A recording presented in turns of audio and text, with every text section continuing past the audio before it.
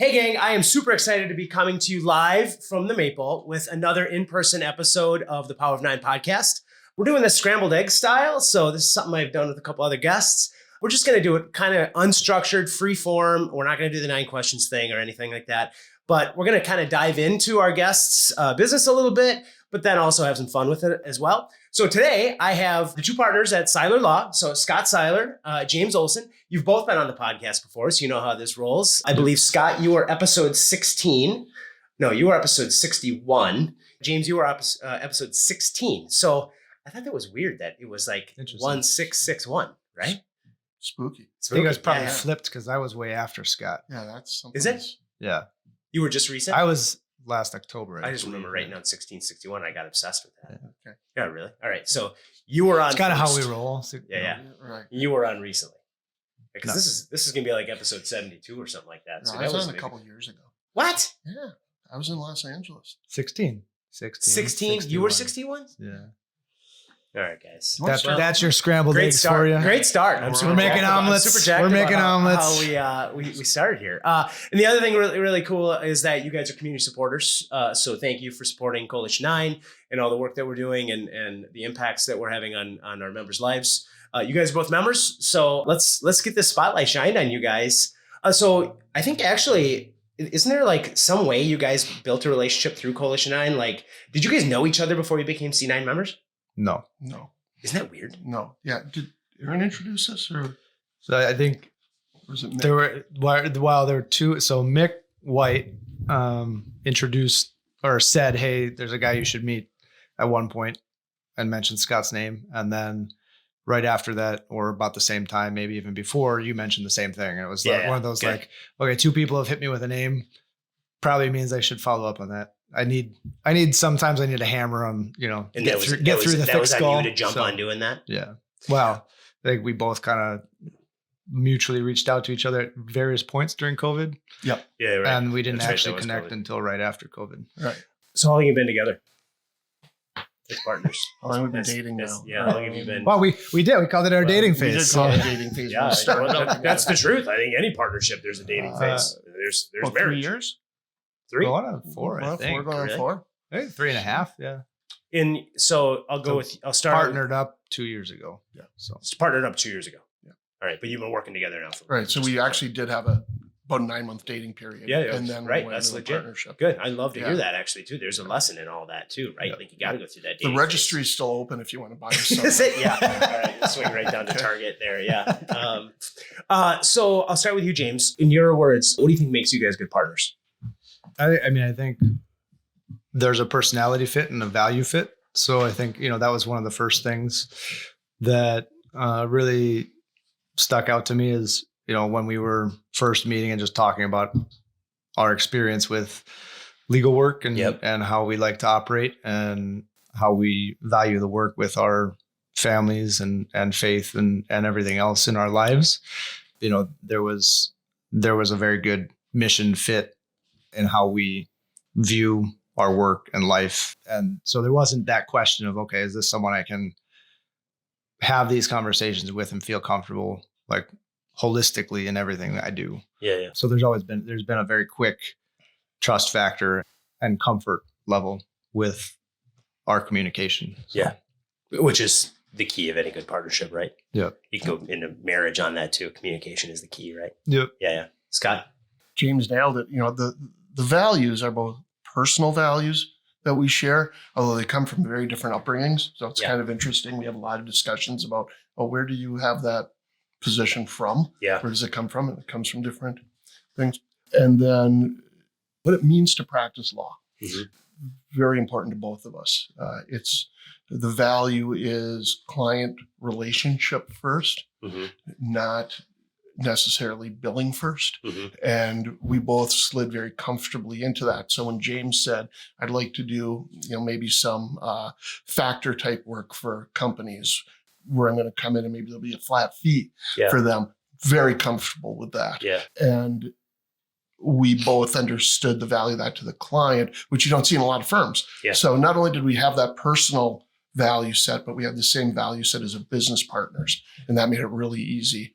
And do you feel like as you've as you've grown the firm and as you've come together that's what kind of separates you from maybe larger firms, is that you've got that latitude to make those conscious decisions about what's in the best interest? Because I think sometimes with larger firms, depending on the larger firm, because sometimes larger firms will operate like that, but in a lot of cases it's billable hours. Right. So it is a differentiator. I don't know that anyone's hired us because of that differentiating. The real differentiator for us, though, is the client relationship that they get, and the cell phone access, those types of things. But it is a difference. It is, and there's I'm in the middle of getting my continuing legal education credits right now. Because I didn't wait till the last minute or anything to do it. When they do buy. Right. But I just took July. Oh, okay. All right. Well, that's not bad. 3 years. Right. 3 years to do them. All right. Good times. Okay. All right. No procrastination there. Yeah.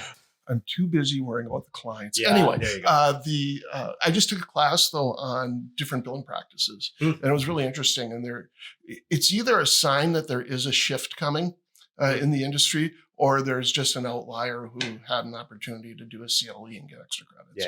I don't know which it is. Probably the truth always lies in the middle. Right. Yeah. So I want to dive into a couple things that are legally related, and I know you're not giving like legal advice, but I think that there's some interesting topics that are on the table a little bit. So NLRB. Thanks. All right. So let's start there. So for those people that are listening that have no idea what that acronym means, what is NLRB and what do they do? So the NLRB is the National Labor Relations Board, and they were created and designed to make sure that there is fairness in the workplace. That is not their line. That is my line. Many employers think they are there to make sure it is an unfair workplace. And there's a lot of tension between employers, employees, independent contractors. They really were established when unions started coming forward and building strength, and they've expanded into the day-to-day work life of everybody out there. And so they've been extremely active under the Biden administration. They've made major shifts in policy, and there is a lot going on out there that's both of interest. I have an academic interest in employment law for employers, so I find it academically fascinating. I'm the one person, and but it's important at the workplace, and I'm starting to talk to people. I know it's important when they're bringing it up to me. I'm not bringing it up to them. What's with the new independent contractor rules? And I feel like I've never even heard of the NLRB prior to the last maybe 3-4 years. Now I think that there's such major decisions that are being made and strides that are being made that are now bringing that to the forefront. So they're an entity within the federal government, right? Who makes the decisions on the laws that are going to be passed from nothing to then being passed? So they are a statutorily created part of the executive branch. So the president is going to appoint the head of the NLRB, just like he's going to appoint the head of the Department of Transportation and others. The National Labor Relations Board has authority to regulate and make sure that there's compliance with several federal statutes. And one of the big ones that they look over is the FLSA, which is the Fair Labor Standards Act. And that's the federal act that governs wages and hours. Now, all the states have their own rules and regulations, but for the most part, the FLSA governs everything we do. And the National Labor Relations Board interprets what that statute means, what it intends, and then issues rules and regulations along those lines. And if an employee feels that the employer isn't following them, they can petition the NLRB for assistance. The NLRB can just come in on their own and do an investigation. They can start lawsuits. They can do all sorts of things based on their interpretation of the Fair Labor Standards Act and other acts. It's a pretty large organization, very powerful. So now, because it's come to the forefront, like there's some laws that are coming either down the pike or have been put in place. What are a couple that, and I'll ask you, James, what are a couple that you're hearing from your clients that are having the most impact on them as probably as business owners, right? And that's probably the people that you work with the most. What are the ones that are giving them, for lack of a better term, the heebie-jeebies? Scott's touched on the Family Leave Act stuff, but I think the ones I hear mostly from my clients is a lot of the independent contractor questions, right? So like just had a business that sold and, she was buying a bunch of assets and then has a bunch of independent contractors coming with that, right? Which she's probably going to have to then turn into employees down the road. Yeah. Those questions crop up as far as how do I handle this? Can I still have them as independent contractors, or am I now needing to have a whole payroll system and benefits and all these other factors that they hadn't really thought about in purchasing a business or in how they want to operate their own business? Then just it's extra expenses and tax complications. So do you see, like, as you're peering into your crystal ball of like as we progress into the future, that's going to continue to tighten how people are able to use general contractors? Yeah, well, I mean, I think you're seeing it with like the Uber stuff, right? That happened quite a while ago, right, in California, and that. I mean, I think it's starting to get tighter and tighter as far as like how do you hire an independent contractor, right? And how do you word it specifically to meet that standard? And then once you word it that way, practically speaking, is it playing out that way? Yeah. Right. I mean, that's another question. Yeah. So. How about you, Scott? Anything else that is coming down the pike or that is something that is making owners kind of freak out a little bit? So the independent contractor is the big thing. We're seeing it in Minneapolis with Uber and Lyft right now. Right. Yeah. That's really an independent contractor question. Yeah. Those are not employees of Uber. Yeah. And what are the consequences of these types of actions like the city is taking? The one I didn't even think of, I had no idea. A lot of the Uber drivers rent their cars from Hertz. Right. And Hertz is saying, we want them back now.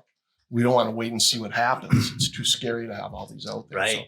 So there's all sorts of things that can happen that we don't even think about. One of the things James was just talking about, it just hit me, is if we are having someone who's bringing on independent contractors, we do have to worry about, will they still be able to do that in the future? Right. But do they have any liability for the company they bought? Right. If someone comes in and says, hey, we're not classifying them as independent contractors anymore. Right. We're classifying them as employees, and the prior owner didn't pay the taxes as employees, someone's on the hook. Right. So now I'm really, really cautious about doing a stock sale versus an asset sale, for instance. So that's a big thing. So I think it's not so much what's coming down the pike. What are the consequences to all this? And I can tell you the independent contractor rule, the NLRB set up a poison pill, brilliant poison pill. 10 seconds. I would love that. Well, you can't just say that. Just move on. I don't know. You got, it's like when my wife makes scrambled eggs and says, do you want vegetables? Yeah, right. It's going to be more work, but if you want. But she never makes me scrambled eggs after. So what happened was we had what was called the economic realities test. We're not even going with the test means.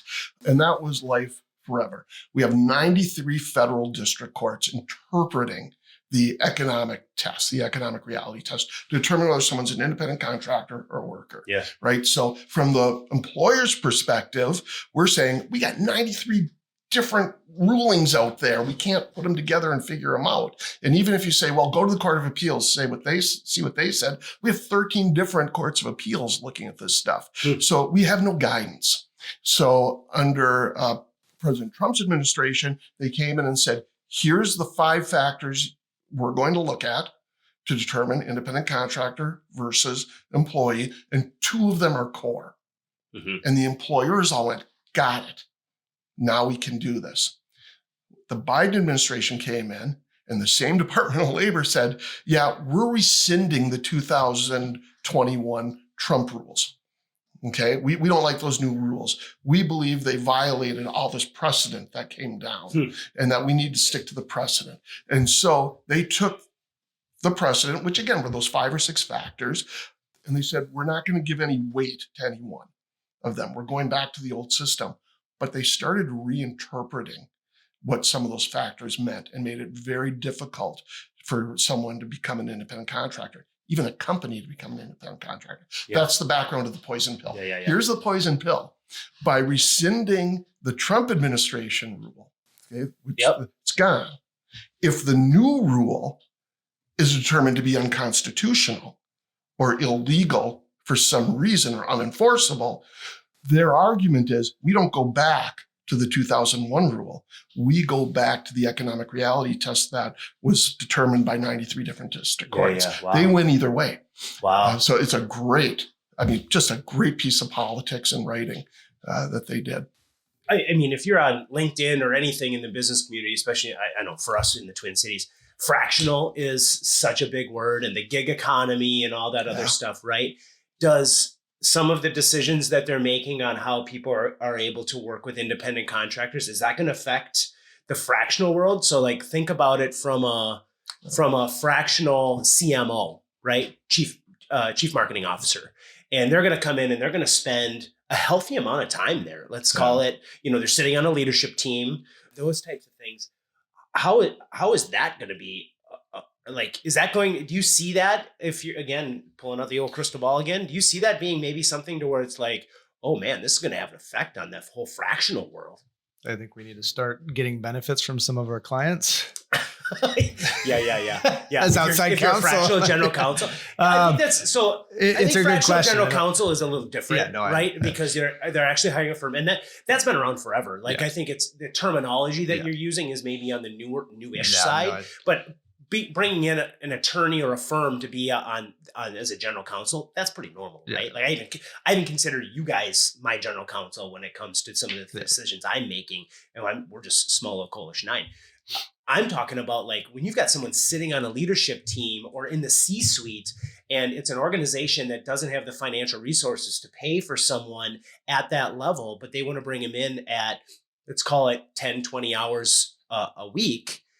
And you got a fractional person running 3-4 clients at that amount that, let's say it's 10 hours a week. How is that going to impact them? Yeah. I mean, I think that's an interesting question. I hadn't really thought about, but because you're going to have the same kind of factor questions, right? Yeah. Is their schedule dictated by the company? Can they kind of do their own hours and do their own, are they independent enough, right? In their operations to be considered. But don't you think but they're not really as a fractional, right? Yeah. So it's a very interesting question. I guess I think if there's a precedence there of like, hey, you're going to sit on our leadership team and we do our leadership meetings every Monday at 9 a.m. Yeah. You're required to be there as part of this engagement. There's a line that all of a sudden has been crossed that's the way I've always understood it. Now, Coalition9 is built with a lot of independent contractors. Yeah. But I give them the latitude and the freedom to do whatever they want. Do you want to hit pause so we can talk about that now? Right. Well, so you're kind of freaking me out a little bit. Like how do we have to manage all that stuff? And I know that I need to look at my business and how I'm going to approach that in the future, because I know that some of these things are changing. I don't know. Part of it's in how we draft the things, right? And whether it's drafted well or how you kind of finagle those issues. And then part of it's the practical end, like how do you actually live it out, right, as a company? Because you're gonna, let's say you crafted it legally well, right? But then you still have these, like the implementation doesn't necessarily follow that crafting of the legal document. You could still have a conflict there with the independent contractor, the fractional person. Yeah. Right. But and that's where, like, on a practical level, right? If you're the company and you're doing things well and you're not causing issues, it's going to take an issue for someone to go complain and file a suit and say, totally, hey, so as long as you're being honest, forthright, and doing what you're supposed to be doing, hopefully you don't have taking advantage of the system. Yeah. Let me take what James said, up to 10,000 feet, because this is where you get brains and beauty. Brains and beauty. This is going back to the question of why do we operate well together? Beauty and the Beast. All right. Fire away, Beast. You can do a whole EOS broadcast. Yeah. The age before beauty. Yeah, right there. The thought process was always, what constraints is the company putting on the independent contractor? Yeah. Right? How are they treating them? Are they treating them as an employee, or is it truly an independent relationship? And we might have looked at a few things that were going on, like who's bringing the tools to the work. We always wanted it to be the worker doing it. Of course, that's changed in the world now because everybody's got their own systems they're using. So it's not like I can use my software. I got to use it. Yeah. But here's going to be the change in thought. The NLRB and the courts are going to start looking closer at what the contractor is doing. So we used to say, hey, just have them have an LLC, hire the LLC. We can draft accordingly. Fine. They'll be an independent contractor. That worked pretty well for a lot of things. Yeah. That's going to change because now the inquiry is going to be, okay, you're an LLC, but are you marketing to other people? Are you taking cost reduction actions? Are you hiring professionals to help you build an actual business? Or is this just a facade so you can provide work and you really are under the thumb of that company? Yeah. It's going to be a very different analysis if this holds up and moves forward. Yeah. James's point, it takes someone to complain.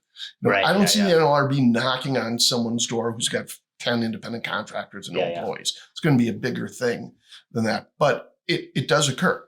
I made an error many years ago drafting an employment handbook saying that the employees could not discuss their pay scale with each other. Oh. I didn't intentionally put it in. It was a slip up of a word no versus leaving the word no out. Yeah, right, yeah. And it was a mistake. And again, to James, to your point, 2 employees were caught talking about their wages and the employer fired them. Yeah. Instead of calling and saying, hey, this seems kind of odd. Can they do it? They just read the handbook and said, oh, we fire them. One of them called the National Labor Relations Board. And boom, that company is under investigation. Really? And I'm, egg on my face trying to go to them and say, hey, this was drafting error and we're going to hire them back. It was just a mistake. But it is really the implementation. They're not going to look at, oh, you've got a really nice handbook and it says everything it needs to say. And your independent contractor agreement's 32 pages long and it's everything. They're going to ask, are you really out there marketing your other services? Do you really look for a better deal? Have you actually turned down a project that the company's given you? Well, no. Well, why not? Well, because they won't give me the next one, maybe. No? Right. So that's what we're going to see, I think, is this real in-depth analysis, not of the employer anymore, but of the actual contractor. Really? Yeah. Fascinating. I feel like we could talk about this is like a whole podcast. Oh, we're here. Let's do it. Right. I'm just happy that I feel like we have. No, I think we kind of did. I'm looking at the clock here. We just hammered that. That was like 10 minutes and that was in depth. Like that was solid. I just look at like myself and how we run Coalition9, right? With all independent contractors. I just hope the NLRB doesn't listen to this podcast and they're like, that gets a dipshit anyway. We don't have nothing to listen to this guy for. So let's hope that that's the case. To make you feel better, they see our names and they just roll their eyes and move forward. Yeah, good. Awesome. One more employment, or let's call it ownership question. And I'm genuinely asking this because I have no idea. And you guys we haven't talked about this. So I think there's a little education session for me as well. Beneficial ownership information. You get this email from the IRS. Nobody knows what's going on. No, like I remember forwarding it to my CPA and be like, do I need to do this? Yes, by the end of the year or whenever it was. But we don't know anything about it. And I think he said like, I'm sitting in a workshop at the end of January and I'm going to start to learn more. And I feel like it's still very nebulous. What is it? What do I got to do?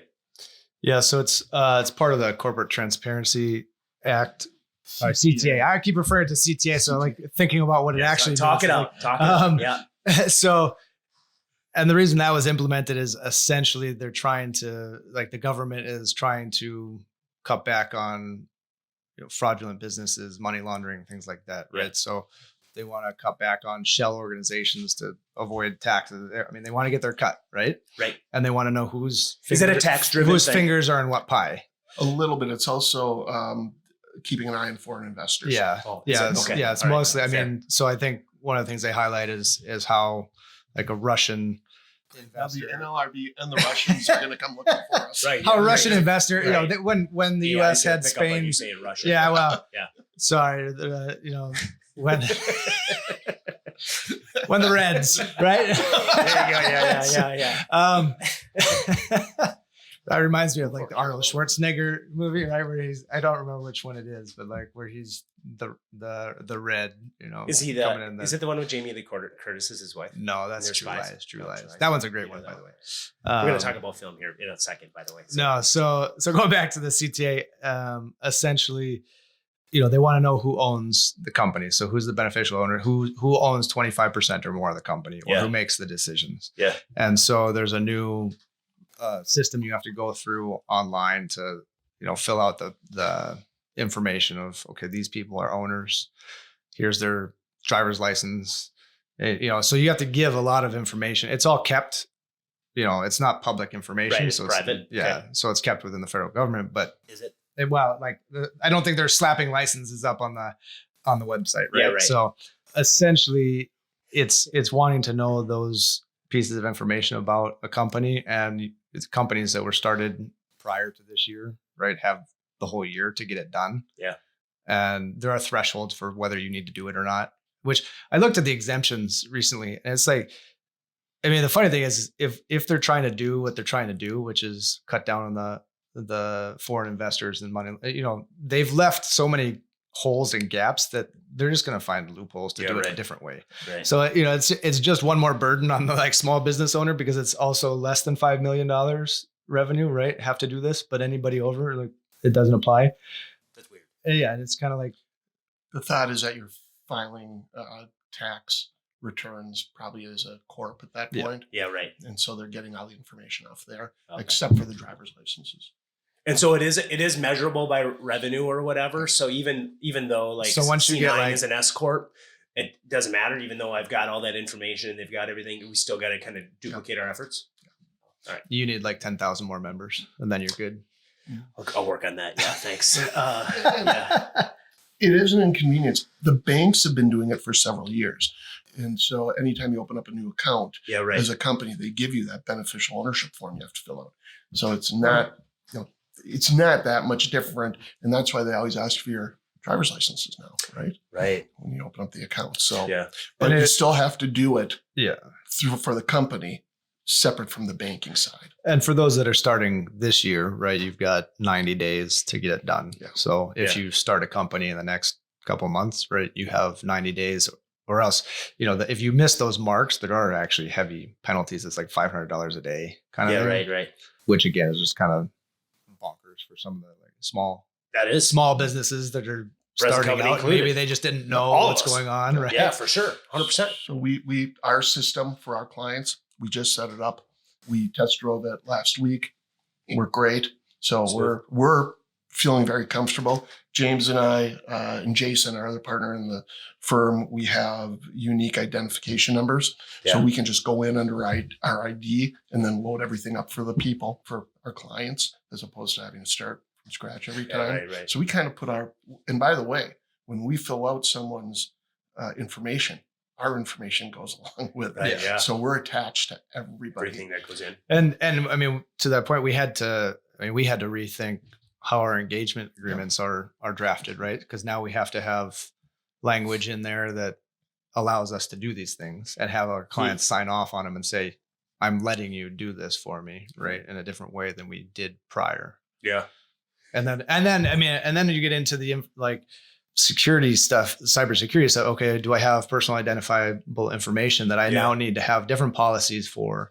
And we're trying to figure out, okay, if we touch a driver's license, what does that put on us? Right. And then do we have, and we've had to revamp our cybersecurity with our programs, because it's okay, we have to have these things in place to make sure that we're in a spot that we're not vulnerable to lose this information.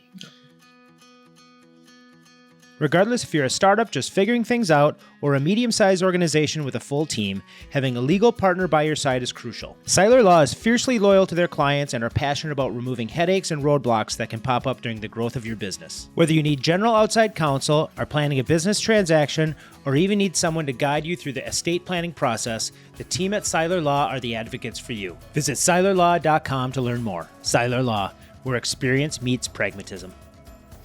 Tradition Capital Bank is a local bank that has the products and capabilities to service middle market companies, nonprofits, and their owners, employees, and families by offering a high-touch approach paired with customizable solutions. Think of them as your nimble allies serving with generosity, care, and precision.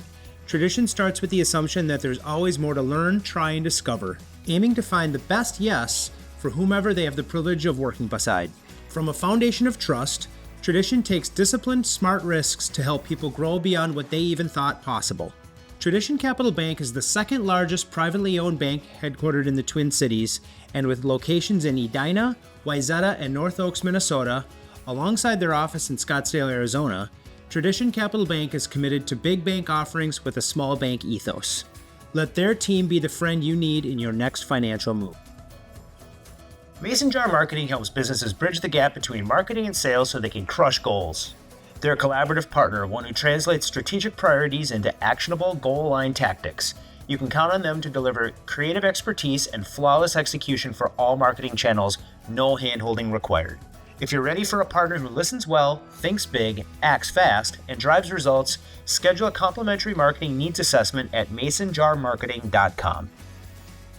The topic of talent is hot in organizations of any size, and I would argue none more than small to mid-sized businesses. That's why it's crucial to have a partner to help you navigate all the HR idiosyncrasies so you can focus on working on your business and not in it. Insperity is a full-service HR partner with a high-touch, high-tech platform helping owners work through challenges like employee retention, company culture, and benefits, just to name a few. Do yourself a favor and explore all they have to offer at insperity.com. Insperity, HR that makes a difference. Kaisa Wealth Management treats each client like a member of the family. Acting as your personal CFO, we are fiercely devoted to your financial prosperity. At Kaisa, our wealth strategies are aligned with your core values, creating a wealth plan centered around the legacies you wish to create. This is our Kaisa commitment. Our wealth strategies are dynamic and tailor-made for your long-term goals because as a fee-only investment firm, excellence in service is not just a promise, it's our baseline. Whether it's selling a business, planning succession, creating a legacy, navigating life's changes like death and divorce, supporting executives on the move, planning for your retirement, or just preserving your family wealth, we are here for you.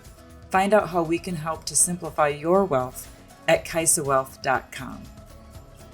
Verseek Search and Consulting is thrilled to support Coalition9 for another exciting year.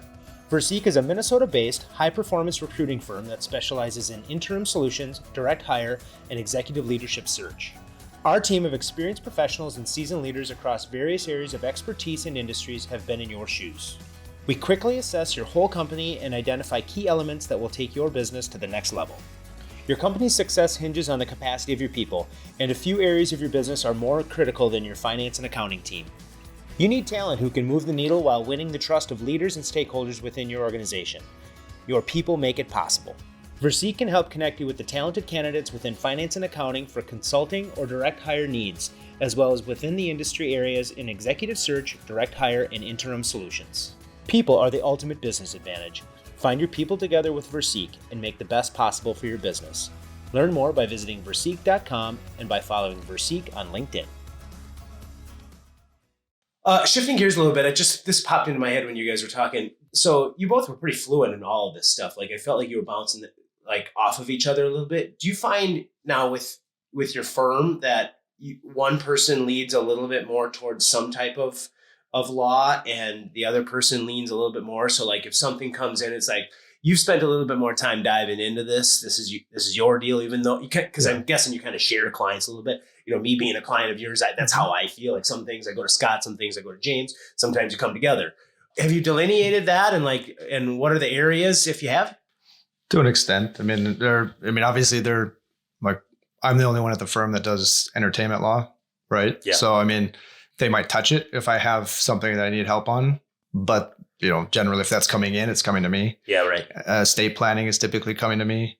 Employment matters, I usually throw Scott's way or get Scott's. If I'm working on it, then I usually have to rely heavily on his knowledge because I didn't come from that background and I don't have, I'm not working with employers I'm working with employers, but not on the employee side of things as much. My most of my work's been contracts and drafting and all that and negotiation. So I mean, Scott's the employment, real estate, transaction stuff, right? You do M&A stuff. M&A, real estate. Yeah. But it flows. But I mean, a lot of that nonprofit guidance. Nonprofit guy. We do a lot of nonprofit work lately. I think what happens is, if I have an entertainment client come in, or estate planning is a better one, I hand it over, but I'm the connection with the relationship, and James might call and say, hey, I'm thinking about this. What should we do? And we'll talk it through. But it's really, that's the employment law. It sort of gets separated. The M&A and real estate, we come together. We spend a lot of time collaborating on matters, working on a purchase agreement. Have you done one similar to this lately? I'd like to grab some language. Can we talk about a provision? We are now going to be talking about independent contractors. Those types of things. So there's a ton of collaboration. There's a lot of standing meetings, which have kind of turned into fun meetings. Good. Because we got a paralegal who is Caitlin, who's really turned the meetings into something not only of value, but I kind of look forward to going to them because she puts some fun into them. That's good. But there's a lot of collaboration. The CTA, the beneficial ownership, actually came from a law clerk of ours about a year ago, came running in with his hair on fire, essentially, and said, have you heard about this? And we Googled it, and there's nothing. And he said, I found this article, and we better be aware of it. So when I drafted up most of that stuff. And so when we say that collaboration, it's all the team. We're all working together on these things. You said something I picked up on and I wanted to ask about anyway, so it was a great segue. Entertainment law, and that's something that you do. And so my brother's a film critic, so I always got an arm's length from what's going on. He's going to all the different film festivals and stuff like that. And I know that Minnesota as a whole is trying to make it more attractive for people to shoot here. Yep. What's going on in that world? And before you ask or you answer, why is entertainment law so attractive to you? It depends on the day. Sometimes dealing with the entertainers, I'm not so pleased in doing it all the time, but sometimes there's fragile people. But that's the case in anything. But for sure, I'm fragile. No, actors are a particular breed. I'll say that. So I in undergrad, I studied film in undergrad, and growing up, I used to for school projects. Oftentimes, it was, hey, let's make a film project out of this, and so there was always an interest in let's create something more entertaining to tell our story and tell like our school project. And so I kind of got into it that way. And then in undergrad, I didn't know what I wanted to study. So I was like, I originally was going to do broadcast journalism in LA at a program. And then they had an attachment to studios like DreamWorks and stuff like that. And so that kind of piqued my interest.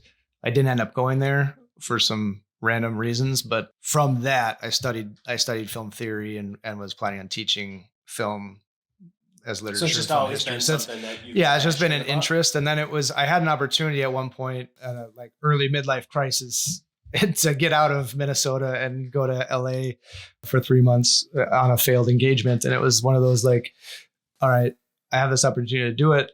Maybe I'll see what happens out there. Yep. And I wasn't enthralled with my legal work at the time. And my business partner was like, hey, go take some time, clear your head, see what happens when you come back. It happened that I went out there and a lot of people I was talking to were saying, hey, we need entertainment lawyers like you out, in the industry. And so, my first clients kind of came from that experience out there. I connected with an entertainment attorney who I work with fairly frequently now on projects and throws projects my way when he's overbooked. And so that's kind of how it started, and it's kind of morphed since then. And like right now I've got, I think 4, maybe 5 film projects going on. It comes in fits, but it's been an interesting. Is it normally like contract review work? Is that mostly it's a lot of production legal work. So helping them with contracts with the actors, the crew, the directors, the producers, helping them set up licenses and things they need and make sure that their titles are clear, copyright issues. Right now, working on some clearance work to make sure that, in order to get insurance for the production and for the members of the company and the production company, and the directors and things like that, you have to get errors and omissions insurance. And so there are certain guidelines that they say, okay, are these things in your contracts to make sure that you have the rights with all the actors signing off on, you can use my name, image, likeness in these ways, right? I sign off on the fact that I'm not going to hinder the production by suing the production for things. And so even if there's a dispute, the production can keep moving forward. Yeah. And so there are all these like guidelines for what needs to be in those contracts from an insurance perspective. So sometimes what I'm doing is auditing all their contracts to make sure. And if I've drafted them, it's easier, obviously. But sometimes it's someone comes to me and is like, we need this insurance. Can you draft an opinion letter? And it's someone else has done the work. And it's like, okay, well, these things are missing in these contracts. We need to go back and at least get these taken care of. And then you've got these pieces in your script and your actual film that raise red flags.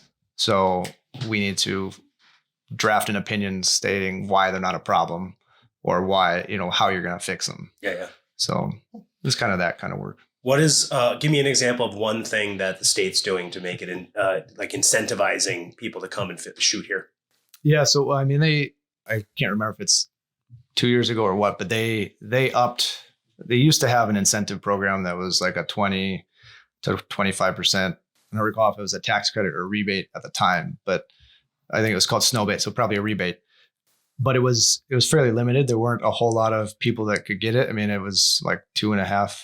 I don't even know if it was 2.5 million, but it was a low threshold. Mm-hmm. And they upped that to 25 million tax credit per year, and it rolls over the next. So like right now, last year's was not used in full. And so I think as of now, there's like 54 million sitting in the tax incentive bucket, right, for production. Yeah. So, and what that means is it's transferable tax credit. So they can take that credit and the production company that gets the credit, and it's for certain expenses on your production in Minnesota. So for example, I had a New York production company that I was working with, and I just kind of floated the idea of Minnesota to them. And then they started looking at the incentives and the rebate, and they're like, that actually is better than most other places. So they ended up coming here. They shot in Ely, Minnesota. So on top of the Minnesota state benefits they got Iron Range benefits on top of that, because Iron Range has its own system that you can get more for. So it started off as like a $1.3 million production. It went up, I think by the time we closed it out, it was like 2.9, something like that. And part of the reason they could go up that much is they were getting back like $500,000 in tax credits, rebates, et cetera. So, and that's with certain expenses on people they've hired from Minnesota to work on the project. Yeah. Certain, obviously you got catering and other and lodging and things that you've paid for that are in Minnesota. So those kind of get lumped into that. And then the thing with the transferability is that they could take that and say to someone who wants to invest in the film and say, hey, give us this cash. We'll give you the tax credit, and you can write off the amount that we have here, and we'll just take your cash. So, it's kind of one of those, you can use it to the benefit of the film as well. Yeah. So fascinating. I've heard Georgia is like the best place in the country to shoot. Georgia, just because they do an insane amount of rebates and incentives. Yeah, and I think everybody's kind of competing. There's Georgia, there's New York, actually in certain places because I've got another client who was shooting in Syracuse, and they got a massive amount back. Outstate, yeah. And then New Mexico, Netflix, I think, built like a studio system down there. I know one guy in Minnesota that was moving down there to build a studio and take advantage of that, because a lot of Netflix shows were going that way. California has some decent incentives itself. So, there's on top of the incentives, right, is you've still got the tax systems of each state. So it just depends on what each company is looking for. Yeah. And talent wise, right? So, you can have a great incentive, but you have to have the talent and the crew to be able to handle it too. So like Minnesota has a lot of commercial work in the cities. Yeah. And a lot of people working in the industry in different aspects of it. So they've got a built-in infrastructure to like fill out a crew if you need to. Yeah. Let's shift gears here. God, can you believe we're talking about 45 minutes? 45 minutes. Scott, I want to ask you a quick question. Yep. And maybe it's a little bit of a curveball. I don't know if you saw that. I sent an email last night. You didn't see it. I saw it. You didn't see it? You know what I'm about to ask? I think I know what you're going to ask. I think it's fascinating. All right. So how are employers handling THC becoming illegal? Like, are they treating it like alcohol, right? Like, just don't drink / be high on the job, or not? I remember like not long ago. It's the reason he's asking you, not me. Is it? Yeah. I'm not. Yeah. Right. I'll tell you. I'm a fan of THC. I think the effects of it are way better than alcohol, and I think your body process is different. Okay, that's my personal opinion on it. Also, I don't have a bunch of employers and I don't have a handbook that I need to worry about. All that stuff. Now, employers that have multiple people or have drug policies and stuff like that, how much does that change? Well, first, can we get into your personal use? Yeah, you want to talk about it? I'm great. I'm good at talking about it. So employers have been fairly quiet actually about it. We have a client who before the cannabis laws were passed was calling me saying I need a lot of advice on THC use. I said, okay, here's what you can do to prohibit. He goes, no, we want everyone to be able to use it. Yeah, right. And I said, oh, that's really interesting. And then found out they're driving semi-trucks and stuff. So it came a little different. Yeah. So it's a complex question. The statute is enormously long because of the legalization of cannabis. It affects a variety of different areas of law, including employment law. And I would say there's half a dozen to a dozen employment laws affected by this. The big one is what we call DATWA, which is, I just opened it up for trying to explain. It's the Drug Testing Act in Minnesota. We call it DATWA. We're one of the few states that has a drug testing law, and it's very, very specific to when you can test. So when we take a narcotic out of the definition of narcotics, but it's still a narcotic, what do? Yeah. And so they had to rewrite DATWA to meet employers' needs. Essentially, you really can't sort of you can't do pre-employment testing for marijuana use anymore. Yeah. Right? That's just out the door. Yep. Other opiates are still good. And then you can have rules like we don't want you high while you're at work. That's absolutely fine. So no use possession, that's all good. Except it's so different from alcohol or other opiates. Well, it's not an opiate, other drugs. How do you know? Right. And so if you're going to say, hey, we're going to do random screening now and send you out because we've got the DATWA language, we can do the screening, we're sending you off.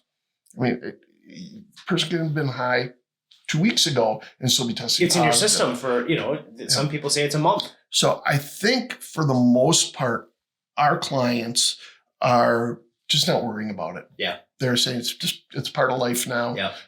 If you come to work and you can do what you need to do, great. I think our clients in manufacturing are a little bit more concerned. We got, working on heavy machinery.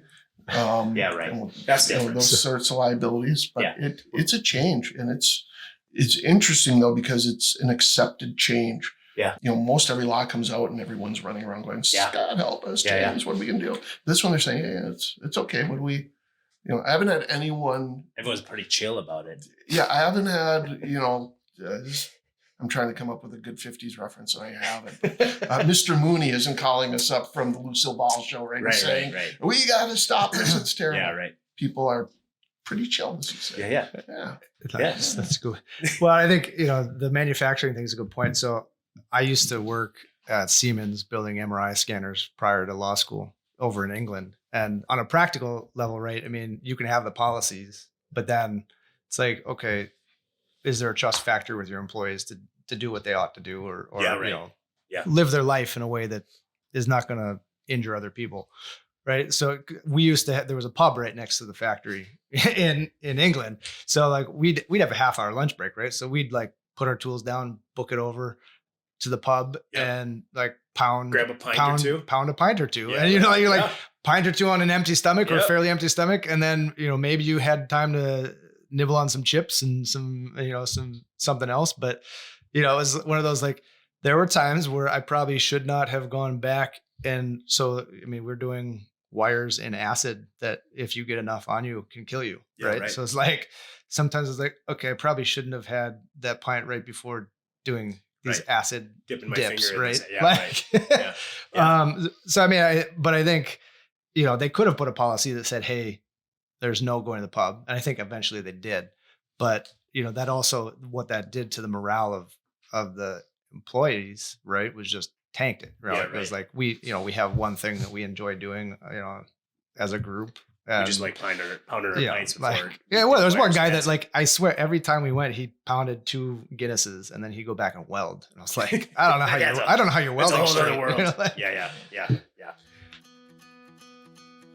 Security Bank and Trust has been a community supporter and the banking partner of Coalition9 since our inception.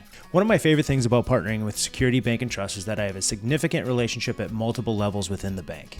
From grabbing lunch and building a personal friendship with the president, Andy, to welcoming multiple employees as C9 members, to seeing Addie's smiling face when I swing by the Eden Prairie branch, they get relationships and the banking needs of a business like ours. Check them out at security-banks.com. Member FDIC, Equal Housing Lender. Security Bank and Trust, growing together. As a boutique Twin Cities-based investment banking firm, Madeira Partners works closely with family, founder, and management-owned businesses, bringing over 25 years of experience and hundreds of successful transactions to the table. It's in their DNA to educate owners on what potential exit opportunities look like, along with any industry or company-specific things to think about to make your business more attractive to potential buyers. Regardless if you want to sell tomorrow or in 10 years, the team at Madeira Partners would love to provide their expertise and guidance along the way. Take some time to explore their website at madeirapartners.com. Madeira Partners, your life's work deserves our best work. United Healthcare is dedicated to helping people live healthier lives and making the health system work better for everyone by simplifying the healthcare experience, meeting consumer health and wellness needs, and sustaining trusted relationships with care providers. UHC is continually focused on building a modern, high-performing health system via improved access, affordability, outcomes, and experiences. With a network of over 1.6 million physicians and healthcare professionals and over 6,000 hospitals, United Healthcare is dedicated to connecting employers and their employees to better health by offering quality benefits designed for affordability. For more information, visit United Healthcare at www.uhc.com. United Healthcare, helping people live healthier lives. Every year brings new challenges for Minnesota business leaders, and USI Insurance is here to take the pressure off of the employee benefits decision. Having a local presence with national resources, USI combines a client-centric culture with leading-edge technical resources so you can make an informed decision on your benefits investment. The USI team has been deeply committed to investing into our local communities and utilizes their expertise to provide solutions you can count on to protect your greatest asset, your employees. USI has been partnering with Twin Cities businesses for decades, and they would welcome the opportunity to do the same for you. Visit USI.com to learn how USI's approach to risk management and employee benefits delivers customized, actionable solutions with bottom-line impact. When you think of a typical CPA firm, you probably think of tax planning. Well, that just scratches the surface of what Boulay offers their clients. By providing smart, in-depth thinking from experts in accounting, audit, tax, and business consulting, they know what it takes to achieve financial success. Whether it's protecting your business, building your wealth, or securing your future, you can count on Boulay to go beyond addressing just financial matters and providing you with tailor-made, workable solutions. Learn about all they have to offer at bouleygroup.com. Boulay, helping you get there. Tell me if this sounds familiar. Your business is having challenges with adding revenue, or you're ready for quicker growth and scale. Your sales team lacks a coach or mentor to help guide and excel their production, and you're not quite sure who the best resource is for sourcing and replacing sales professionals on your team. When you're looking for a company that provides sales solutions that drive growth, look up Sales Homie. Sales Homie is the premier fractional CRO or VP sales agency, additionally offering sales recruiting and placement services, sales leadership coaching, and sales team training programs. Don't put your business at risk with low revenues and uninspired sales professionals. Learn more about Sales Homie by visiting their website at saleshomie.com. Sales Homie, sales solutions that drive growth.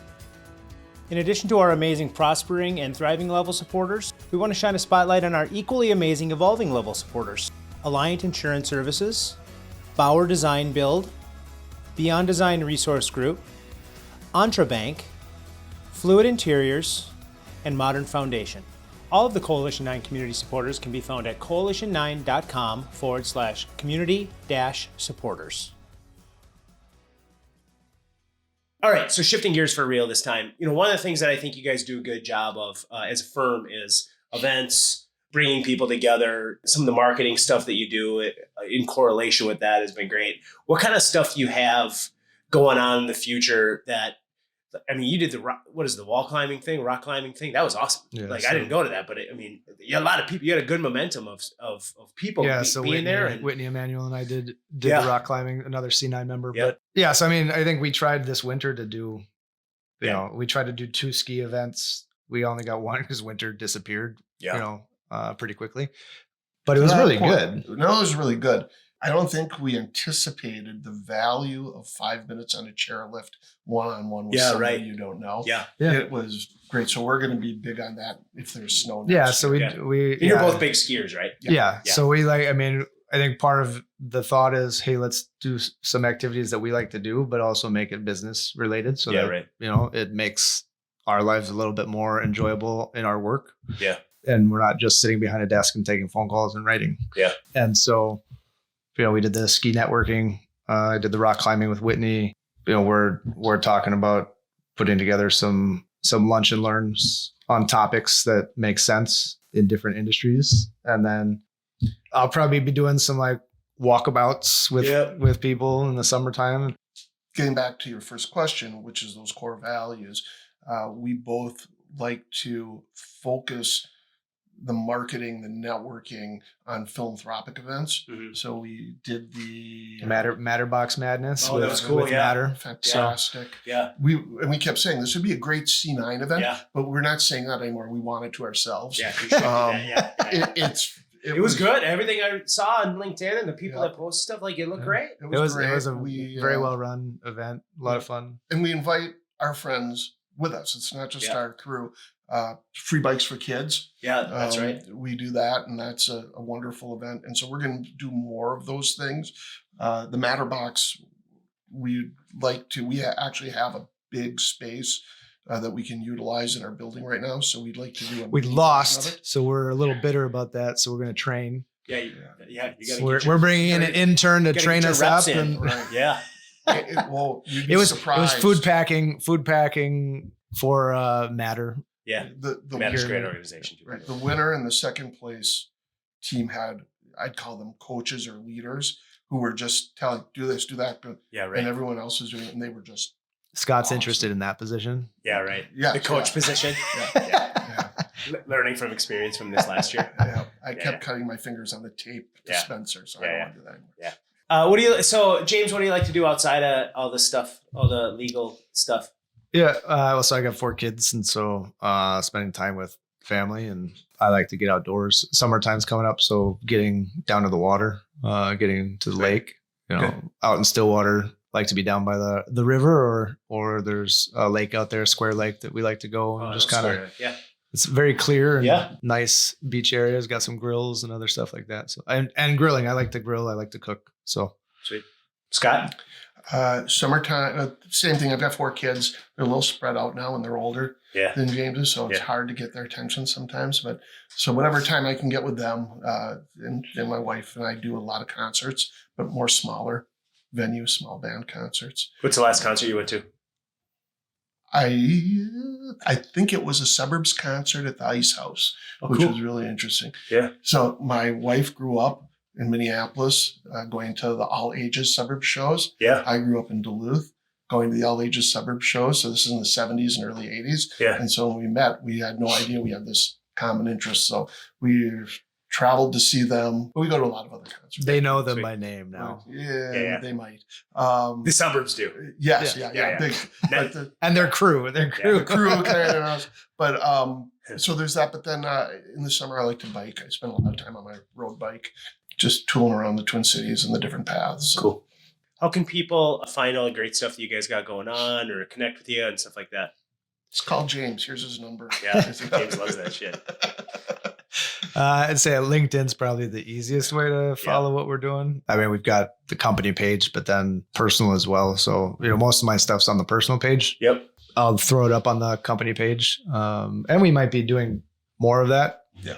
I think we're working on getting a marketing intern to do some of that. So I'd say, LinkedIn is probably the easiest place to find us. We have our website, Seilerlaw.com, and that'll have some stuff on there, but it's also outdated and we need to Fire that up. I think we've been talking about updating that for about 3 years now. That's why the cobbler's kids never have any shoes, Yeah, right? exactly. It's Right. Exactly. You're too busy focused on your clients to do your own stuff. Like last time I So, did my will yeah. was Right. three kids ago. Yeah. Yeah. You need to get that done. Yes. Right. You want me to hold you accountable like you held me Yes. accountable? Yes, please do. Yeah. My Man, wife texts, just like, every brought 2 that up weeks. like last night. So. Yeah. Same with you, Scott. You pretty active on LinkedIn and stuff? No, I like when You're my- on there though. when my phone shows there's 40 or 50 unread things on LinkedIn, I go look at it. Yeah. And then I'm on it for hours then because it's fascinating and interesting. But we do, if we have an event, we post and I'll go on and follow. So you can check us out on there. Scott's on TikTok, so I'm on TikTok a lot. You are on TikTok? When my kids were on it and I wanted to find out what it was about. And man, if you want to see, a farrier clean a horse's hoof, it's the best place to go. That's a great example. Crazy. Yeah. There's a lot of things on TikTok, and that's not the thing I expected to come out of your mouth. Yeah, well, there's chiropractors Yep. who can make the loudest crack. It's Yep. Pimple poppers, I'm sure. Yeah, that one. I'm gonna stay away from See, that. I think That sounds that's where the disgusting. Russians and the Chinese are getting it. Yeah, there you go. They're so trying you to- just brought the they're trying to- Chinese in. Yeah, this. yeah. You know, Well, like, I at least that's only right. I kept it to the. Well, that's the government saying that shit. Right. That's a whole nother podcast too. And we have like 7 different podcasts we can start off of all this. If you see us after this week, we might disappear. Yeah. Right. You're right. gone. Yeah. Including the one about your THC. So Right, I'm yeah. Fascinating. Yeah, well, that one I And would love to jealous. do a podcast on that. Yeah, there you go. I'll tell you what, guys. Like building a relationship with you guys has been awesome for me. I've gotten to know James. I've known you for a while. I've gotten to know Scott really well over the last few years. But just being able to share your story a little bit on your individual podcasts, but then coming together and just kind of see the dynamic of how you play off of each other, even just like how you would take one part of a question and you would take another one. Like I could see it in real life, like how your synergy works so well. So there's magic in that, right? Yeah. And you're living it firsthand, and there's ups and downs of business partnership. It is a little bit like marriage, right? And so it's awesome that you did the 9-month dating period and then decided to come together. But I feel it firsthand when I work with you guys. I feel like I can call you anytime. I can call you anytime, and just know that stuff gets done. So it means the world to me. It's reciprocal, by the way. We like to be people who share those values that we talked about a little bit, and that's what the C9 community is. And so, how many times have I called you and said, "Hey, I need somebody who can do this. Or do you have a need over here?" Or my cohort group, whatever it is. I'm facilitating your group next week.